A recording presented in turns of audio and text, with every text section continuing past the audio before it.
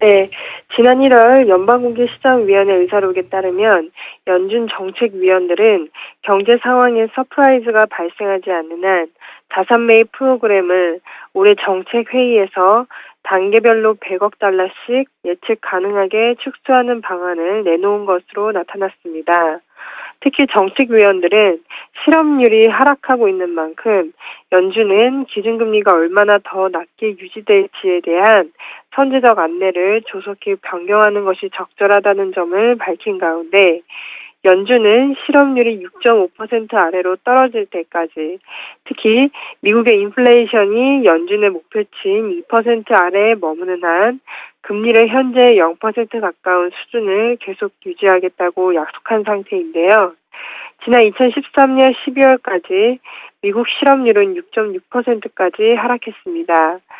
향후 기준금리 첫 인상 시점에 대한 의견이 불일치하는 것으로 나타난 가운데 블룸버그 서베이에 따르면 시장에서 대다수가 연준 기준금리 인상 시점에 대해 내년 3분기로 전망이 나왔습니다. 또한 일부는 경기 회복 등에 따라 금년 하반기 중 인플레이션 상승 압력이 나타나고 9월에 양적 완화를 종료하고 금년 내로 기준금리를 0.5%로 인상할 것으로 전망했습니다. 아틀란타 로카트 여는 총재는 경제 전망이 견조하고 예상 경로에서 급격하게 이탈하지 않는다면 양적 완화 축소 속도는 유지될 것이라며 금년 4분기 중 양적 완화 조치가 종료될 것으로 전망한다고 말했으며 샌프란시스코 윌리엄 여는 총재는 최근 경제지표 부진으로 연준은 자산 매입 규모 월 100억 달러 감축 경로에서 벗어나지 않을 것이라고 말했습니다. 마지막으로 미 달러화는 연준의 양적 완화 조치 규모 감축 지속 전망 등으로 유로화 등 주요 통화 대비 강세를 나타냈는데요. 달러화 지수인 달러 인덱스의 경우 지난 12월 이후 80으로 처음으로 80 레벨 아래로 하락하면서 하락 압력이 크게 작용된 모습이지만 1월 FOMC 의사록 공개를 계기로 80 레벨 상단으로 소폭 반등했습니다. 정확한 시기는 나오지 않았지만 금년 내로 금리 인상이 단행이 될 것이다라는 내용까지도 좀 이야기까지 나온 것으로 확인이 됐습니다. 이에 따라 달러화가 주요 통화 대비 강세를 보였다는 점 체크를 해봤습니다.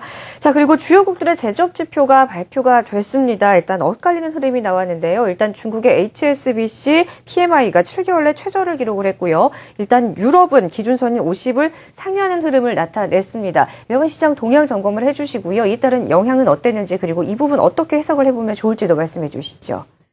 네, 전일 2월 중국 제조업 구매관리자 지수가 7개월 내 최저치를 기록했습니다. HSBC 홀딩스는 2월 중국 제조업 PMI 잠정치가 48.3으로 발표하면서 이는 1월 확정치인 49.5를 밑도는 결과인데요.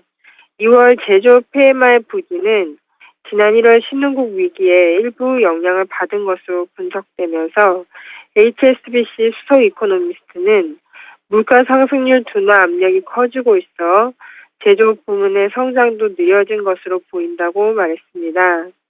이날 중국 제조업 지표 부진에 니케이 225 지수는 전장보다 317.35포인트, 2.15% 급락한 4,449.18의 장을 마감했는데요. 아시아 환시에서는 엔화가 안전자산 선호 심리에 따라 미 달러화 등 주요 통화 대비 강세를 나타냈습니다. 한편 유로존의 제조업과 서비스업을 통합한 합성 구매관리자 지수 PMI 예상치가 2월에 52.75, 예상치 53을 소폭 하회했습니다.